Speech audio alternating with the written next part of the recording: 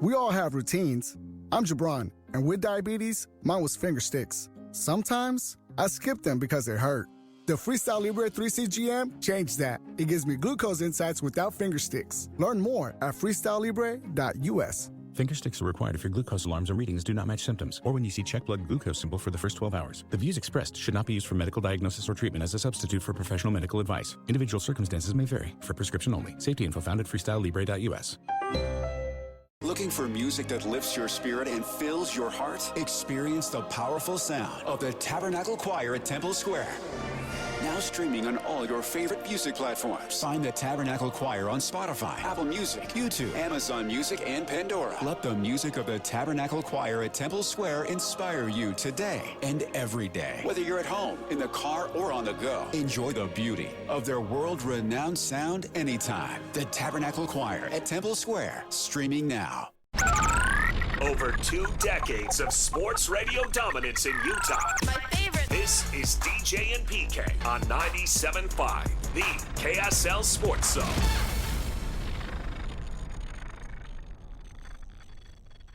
DJ and PK, it's 97.5, the KSL Sports Zone. Time for the question of the day.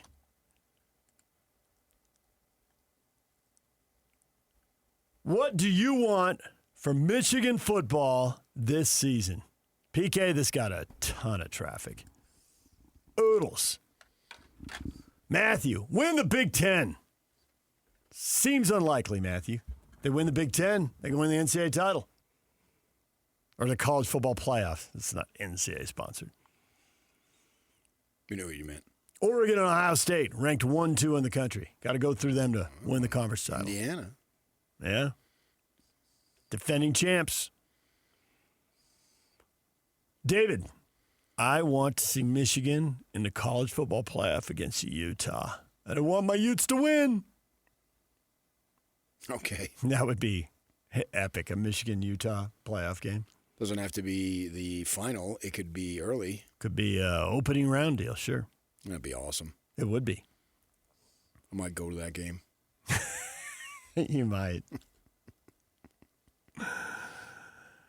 Playoffs. The Big Ten is a much better conference. They got numerous top programs. The Big 12 only has Texas Tech and Utah. That got some laughing, crying emojis. That's it. Yeah, nice shot right there. Worked it in right at the end. Joseph, I'm just going to enjoy the football season. I'll be entertained watching Michigan when I'm not watching my Utes. I hope they succeed so the coaches and schemes that work so well in Utah can work just as well in Michigan. It'll definitely be interesting to watch. Yeah. I would expect the coaches and schemes would work. Do they have enough good players? Or to what degree do they have good players? Isn't that what we saw when Urban went to Florida? Get enough good players, you can win a couple titles in Florida, and he did. Yeah. Veteran quarterbacks. But they had good teams here. I mean, good players here. I think it's important for the University of Utah's reputation to have Michigan do well. Because most of the staff are Utah guys, one way or the other. Mm-hmm. Either they came literally from Utah, or in the case of Jay Hill, came from BYU, but really came from Utah. And Guilford came from BYU, but in a sense has the Utah connection because he coached under Jay Hill, who cut his teeth at Utah. And Coaching tree, it all leads back to Utah one way or another. Yeah, and as Kelly Papinga said, it all leads back to Big Fred. Mm-hmm. Fred Whittingham, Kyle's father. And then there's several players. For instance, the Moa kid who, as Mark Harlan said, was sort of baffled that the kid actually attended classes and then still went to Michigan. And I agree with him that we're breaking new ground almost on a yearly basis of things that we never thought we'd see, we're seeing. And that did seem crazy, and I agree with Mark when he said that. I think he put something out on Twitter. I agree 100%, but nevertheless, that's the case. Well, this is a local kid, too. He's not a kid who signed and committed with Utah and then left. This is a kid from the state of Utah, and I think from the state of Utah, we're always trying to prove ourselves that we really are good here. We play a high level of football at all levels, not Little League, but high school starting, and the colleges, whether it be Big Sky. It's the same thing with Eric Kerr, and they start tomorrow against Northern Colorado and Ed Lamb's team. You want to see, everybody knows, okay, that, because it's so unusual, he went directly from high school, a powerhouse high school, to the what do they call it, the FCS level. I was called 1AA. Well, if he has success, then that sort of, in a sense, maybe not verifies, what's the word I'm looking for, if there's such a word, but it gives more credence to what he did at the high school level. Okay, this guy's really good, right? And so that must mean, man, he plays great high school football. And I think that if Eric Kerr knocks it out of the park, and you got to give him a little bit of time, too. Mm-hmm. I mean, the program, he got the job because they weren't winning. So, and Jay Hill, who was phenomenal, he needed a year. And Riley Jensen, who works up there, says Eric's going to need a year. So we understand that. But if he puts up a ton of points this year, that's going to say, wow, they really play good high school football. And I think it opens doors for more kids people to have an opportunity. Yeah. And for Utah, for Kyle to go over there with those kids, you mentioned Daly, Buchanan played here. Yep. There's several guys that went, Smith, blah, blah, blah, this Moa kid from the high school level. If he's a Big Ten terror, well, that legitimizes even more so high school football in Utah. The coaches here, that legitimizes what they can do here, that, they weren't just beaten up on a bunch of nobodies and so forth. No, if you can do it at the highest level, which Michigan and the Big Ten is, then I think it comes back and it solidifies. It's one of the reasons when the soccer first started, when we were doing the show, I said, I hope they knock it out of the park, because then it establishes as a big-time sports community. I may not be personally interested in living, dying by their results, but I want them to sell out. I want them to be great. I want attention on their team because it's about our market here. It leads to what Ryan Smith said and what you were hoping would happen. Okay, a second pro team comes here, and they do well, so maybe a third team comes, a fourth team comes. Sure enough, hockey comes. Ryan drops the people are going to show up because Utahns show up, because he's thinking the way you're thinking. All right, they're showing up for this team, they're showing up for that team, they're showing up for a team over here and a team over there. Yeah. So, just keep adding to it. And then CBS shows up and Brad Nessler's up there like, the Spectrum's an incredible environment. You got to expect, well, people show up. You want every arena, every stadium, every sport. Right. I rooted my butt off silently, but still was rooting for the Utes to win it all in basketball. Because it legitimizes. Mm-hmm. Because the year before, just literally less than a year before, I'm at the NBA draft, and the day before they have breakouts with the top guys, and Van Horn is going to be one of the top guys. This is where Keith Van Horn gets the Pac-10 question. Yeah, and they're you have a chip on your shoulder because you weren't recruited by Pac-10 because he's a SoCal guy. He looks at him. I was recruited by Pac-10 guys or teams. But they couldn't believe that he would come to Utah. Yeah. And anything that can legitimize the state from the sports way, whatever, I want to see it do well when they get on a big stage. When you've been dismissed a lot, you want that. Constantly. And Barry Switzer in the pregame show before the Sugar Bowl, which you were at the game, so you probably didn't see it, it's just social media went nuts when he said, oh, yeah, I know what you're talking about. Nobody on this UT team would have even been recruited by Alabama. You're like, dude, do you look at draft lists? Because some of these guys are going to the NFL. Yeah, like 6 of those guys are the defense. It ended up being, half the defense win. Yeah. And you're like, nobody would have been recruited. Like, Barry. Well, then they're bad recruiters. But it's just, right. But it's just like, it's just so dismissive. And when you get dismissed, you get tired of it. Yeah, and it's a lazy, convenient take. Oh, they're not as good. Oh, no. Oh, and that game, I think I was openly rooting for the Utes because they stuck me in the radio section, and I, for years, had been in the regular press box where you it's can't. It's a library. Yeah. It's a library. Right. You're not allowed. And they make an announcement, no cheering. You will be escorted out. The Football Association will make sure you're banned, blah, blah, blah. They basically read your rights of what you can and can't do.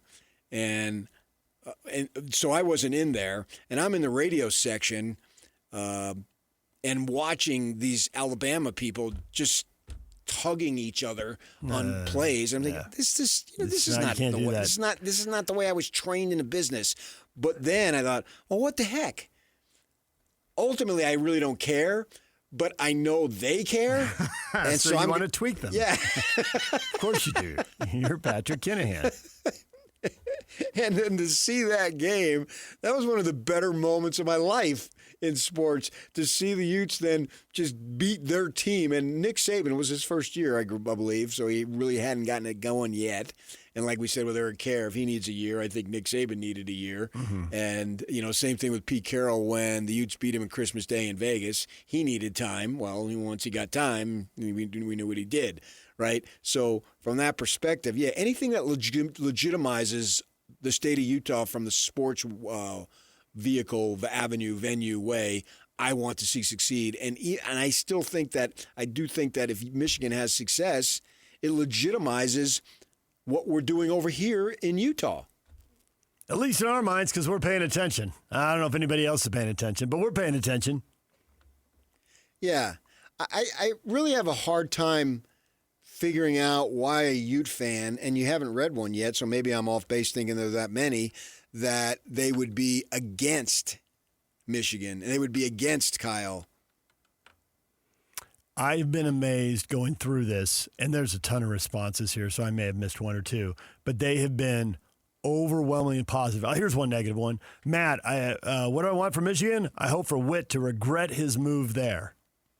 So there, we found one negative one, but it's just that's. Okay, was he Utah though? He might be BYU still. I animosity. can click on it and see that is still there from. And, the no, rivalry. he's wearing a red and black hat with May it flash in the U. So he's a U fan. Yeah, good looking guy. Yeah, there you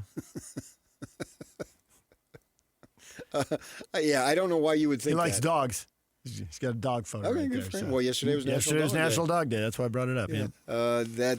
I don't understand that. I would have to have a reason. Give me a reason.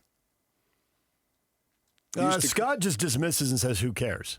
I think a lot of people do, and it's overwhelmingly positive. I mean, it's certainly at least 90% positive, and maybe it's 95 or 98 or something. If I'm BYU, too, I would want them to succeed because my future coach might be there. Because I can tell you, I heard earlier in the week that there's already been programs snooping around. That's what I was about to say. Yeah. And I know the whole and I've heard fans of multiple schools say it. Jay Hill could be our next coach. And the answer to that is yes, right? It doesn't matter if you're a Ute or a Cougar. Sure. I don't think either one of those jobs is coming open right away, and I think his trajectory is really high. If that Michigan defense is as good as you expect and as I expect and probably Alex expects in this next year or two, you can absolutely get a good head coaching job as defensive coordinator, and the whole resume is there. He's been a head coach before. He won at the lower level. He's been a good coordinator in the Big 12. If he does a really good job at Michigan, would you not hire him? The question will be, does he like what he's offered? Because Jay's smart, and he's not going to put himself in a dead-end job. No, he doesn't need to now. Nope. I was thinking he would stay and just wait out Kyle because I don't think Kyle gets a second contract. Not that he would get it. I mean, I don't think he signs it. He'd be 71 at that point. Who knows? But I'm thinking of Jason Beck. If Jason Beck lights it up, oh, well, he did it in New Mexico. Whoop-de-doo. Oh, he did it at Utah. Whoop-de-doo. But if you do it at Michigan, ain't no more whoop-de-doos. Right. And he doesn't. With another quarterback, not the same kid. And a quarterback people have questions about. He's an elite runner, but how well can he throw it? And if they between coaching him up and simplifying the offense or modifying the offense and playing to his strengths, whatever it takes, whatever it turns out looking, if it works. Oh, yeah, if they're scoring 35 points a game in the Big Ten. And it's actually offensive coordinators, I've read this so many times, football people feel like offensive coordinators have an easier path to head coaching jobs than defensive coordinators because if you coach defense and lose, it probably looks ugly. If you coach offense and win and it's still exciting, you can still pack the place.